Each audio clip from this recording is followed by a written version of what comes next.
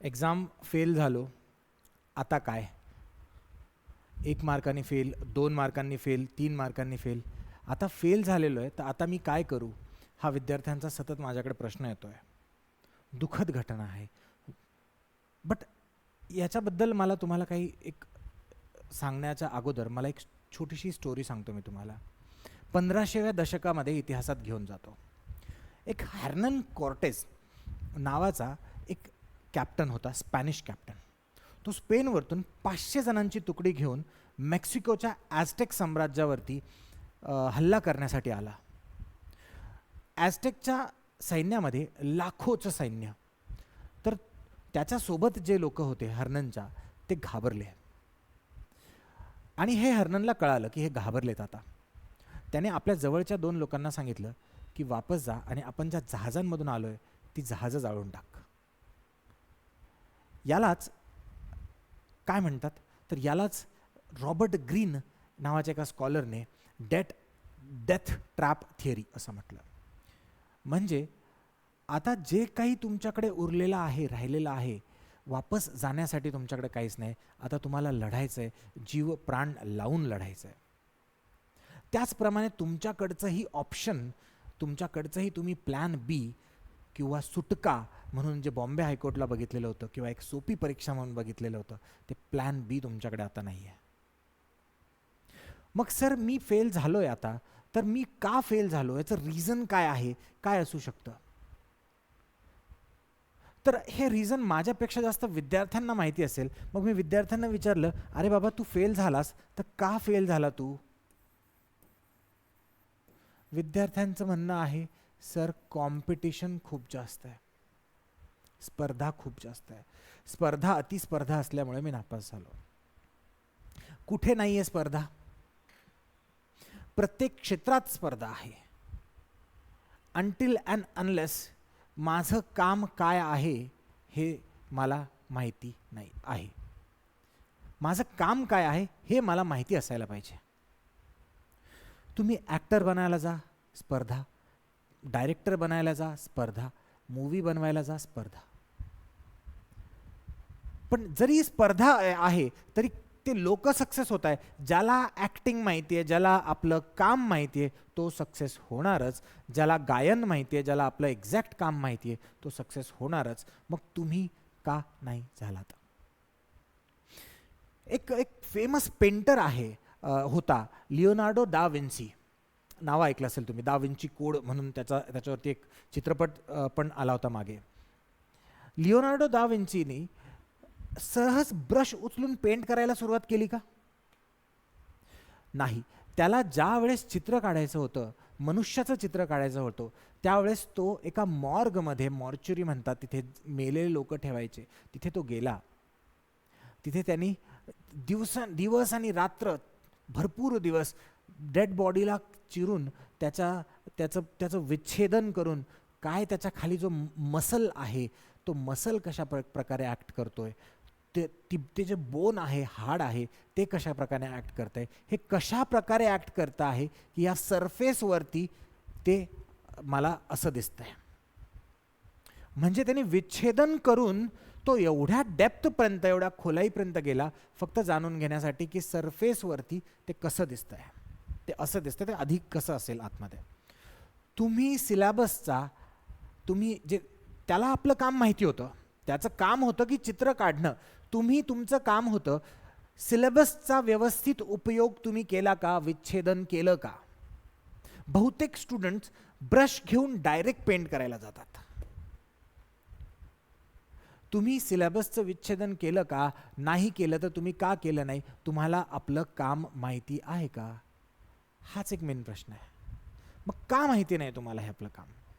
अजून एक छोटीशी स्टोरी आहे. मला सर स्टोरीज सांगतायत आज, म्हणजे दुःख आहे माझ्यामध्ये. म्हणजे मला एक की यार हा का होतं आहे हे मला बघायचं आहे. की जे विद्यार्थी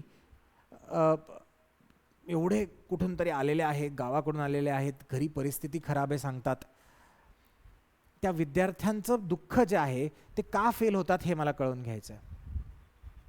स्पार्टा म्हणून एक ॲथेन्स म्हणून एक राज्य आहे, त्यामध्ये एक स्पार्टा म्हणून एक छोटंसं राज्य आहे. आणि हे सगळे ग्रीसमध्ये येतात. तर ग्रीसवरती हल्ला होतो त्यावेळेस ग्रीसचं जे मोठा साम्राज्य असतं, तर ग्रीसचा जो राजा होता तो सगळ्यांना सांगतो की आपलं सैन्य घेऊन इथे या, आपल्याला लढायचं आहे. अथेन्सवरतून स्पार्टन आपले लोक घेऊन निघतात. तर त्यांनी योद्धा आणले असतात 300 आणि आजूबाजूचे छोटे छोटे असतात त्यांनी 1000, कोणी 1500, कोणी 2000 या प्रकारचं सैन्य घेऊन आलेलं आहे. ते म्हणतात, ते याला विचारतात, अरे हे तर योग्य नाही आहे, आम्ही एवढे लोक घेऊन आलो, तू फक्त 300 लोक घेऊन आलास. तो चढतो त्या डायसवरती चढतो आणि त्याच्यासमोर जे एकाने 1000 लोक आणले असतात त्यातल्या एकाकडे बोट दाखवतो, म्हणतो तू काय करतोस. तो म्हणतो मी गोल्डस्मिथ आहे, सोनार आहे. दुसरा तो म्हणतो मी पॉटर आहे. तो म्हणतो मी लाकूड तोड्या आहे. काहीही आर्ग्युमेंट न करता तो स्वतःच्या आर्मीकडे बघतो आणि आर्मीला विचारतो की स्पार्टन्स तुम्ही काय आहात. तर ते म्हणतात एकजुटीने रोर करून ओरडून म्हणतात योद्धा आहोत. एका चित्रपटातील घटना आहे, एक सत्य गोष्टीवरती आधारित घटना आहे. ते 100% 100% प्रोफेशनल्स होते. त्यांना आपलं काम काय आहे ते माहिती होतं. मग तुम्ही कुठे मागे राहतात. तुम्हाला आपलं काम माहिती असण्यामध्ये प्रॉब्लेम कुठे. तर तो आहे ॲमेच्युअर्स, जे आत्ता नवीन नवनवाडे कुणीही आलं उठलं, कॅमेरा घेतला, 20,000ची स्क्रीन घेतली आणि लागला शिकवायला. ठीक आहे, एक्सपिरियन्स काय माहिती नाही. काय करत होता, एका क्लासवरती मी काम करत होतो. काय करत होता, काय नाही, मी IT चा जॉब सोडून आत्ता हे सुरू केलं. तर हे ॲमेच्युअर्स तुम्हाला ट्रेन करतायत. हे एक्सपर्ट्समध्ये आणि ॲमेच्युअर्समध्ये काहीतरी तर फरक असायला पाहिजे. मी एक्सपर्टीजबद्दल एक छोटंसं एक्झाम्पल सांगतो तुम्हाला. हेनरी फोर्ड नावाचा एक माणूस होता. ही फोर्डची कारची कंपनी बघतात तुम्ही, त्याचे ओनर आहेत ते हेनरी फोर्ड. हेनरी फोर्डच्या कारच्या मॅन्युफॅक्चरिंग प्लांटमधील एक जनरेटर खराब होतं. खूप मॅसिव्ह, खूप मोठा आणि कॉम्प्लेक्स जनरेटर. तर एवढं कॉम्प्लेक्स जनरेटर खराब झालं तर कोणाला बोलवावं. तर त्यांनी त्यावेळेसचा त्या एरियामधील एक एक्सपर्ट चार्ल्स स्पिन्सनर नावाचा एक इंजिनियर त्याला बोलवलं. चार्ल्स तिथे आला आणि चार्ल्स आल्यानंतर चार्ल्सने बघितलं की ह्या मशीनला काय झालंय. त्याने चालू करायला लावलं. ती फक्त एक वेगळ्या प्रकारचा आवाज करत होती. मग तो त्या मशीनच्या अवतीभवती फिरायला लागला, गोल गोल गोल गोल. 2 दिवस असं फिरल्यानंतर त्याने एक चॉक उचलला, एका ठिकाणी असं क्रॉस मार्क केलं. आणि तिथल्या कामावाल्यांना सांगितलं इथल्या 16 ज्या कॉपर वायर्स आहेत त्या काढून घ्या. त्यांनी काढून घेतल्या, लावून दिलं, मशीन चालू झालं. तो घरी गेला. घरी गेल्यानंतर त्यांनी स्पेन्सनरनी हेनरी फोर्डला बिल पाठवलं $1,000, म्हणजे आजच्या ₹1,00,000. त्याने ते बिल पाहिलं. हेनरी फोर्ड म्हटलं अरे ही तर छोटीशी गोष्ट आहे आणि यांनी एवढं मोठं बिल पाठवलं मला. जरी कॉम्प्लेक्स मशिनरी होती तर त्यांनी काम तर 2च दिवसाचं केलं आणि कोणीतरी मला सांगितलं यांनी फक्त क्रॉस केला चॉकने.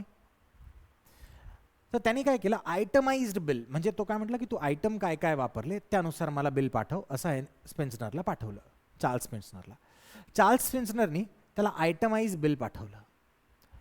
त्या बिलमध्ये लिहिलेलं होतं चॉक ₹1, ₹999 माहिती मला कुठे चॉकने कुठे मार्क करायचं आहे ह्याचं एक्सपर्टीज. ठीक आहे सर. तर व्हॅल्यू तुम्हाला कशाला द्यायचे कळतंय का. म्हणजे फेल होण्यामध्ये हात कोणाचा आहे तुमच्या. सर क्लासेस, सर हे ते. तुम्ही ज्यावेळेस 10वी-12वीत होते ना विद्यार्थी मित्रांनो, तुम्ही जेव्हा 10वी-12वीत होते, 12वीपर्यंत तुमच्या करिअरच्या मेजर डिसिजन्सवरती तुमच्या पालकांचा हक्क होता. ते घेत होते ते डिसिजन्स. तुम्हाला कधी कळालंही नाही की त्यांनी 10,000 भरले, 12,000 भरले, 15,000 भरले. मग तुम्ही मोठे झालात, आता इथे आले, तुम्हाला ते 4,000, 5,000 इथे शिकायला पाठवतात. ठीक आहे, आता तुम्ही निर्णय घेता तुम्हाला कुठला क्लास जॉईन करायचा आहे. जो तुमचा निर्णय आहे ना, तो निर्णय एकदा घरच्यांना सांगा की आई किंवा बाबा मी एक क्लास जॉईन करतोय, त्या क्लासमध्ये मला कळत नाही आहे की एका क्लासची फीस 5,000, एका क्लासची फीस ₹500, मी कोणता क्लास जॉईन करू. तुमचे वडील तुम्हाला एका श्वासात सांगतील की जो चांगला आहे तो क्लास कर. तुम्हाला सर खूप चांगले आहेत, 500 रुपयाचा आहे पण सर खूप चांगले आहेत. सर चांगले नाही, क्लास चांगला आहे ना तो लाव. याच्यावर विचार करा, तुम्हाला ज्यावेळेस मुलं होतील, तुम्ही त्यांचं ॲडमिशन गव्हर्नमेंट स्कूलमध्ये करणार आहे की तुम्ही त्यांचं ॲडमिशन तुमच्या एखाद्या प्रायव्हेटमध्ये चांगल्या शिकवणाऱ्या स्कूलमध्ये करणार आहे. जर तुम्हाला कळत नाहीये कुठली गोष्ट, तर कुणीतरी सांगतंय ह्या गोष्टीवरती प्लीज म्हणून मी सांगतो तुम्हाला लक्ष असू द्या. तुम्ही तुमचं आपल्या करिअर सोबत प्लीज खेळू नका.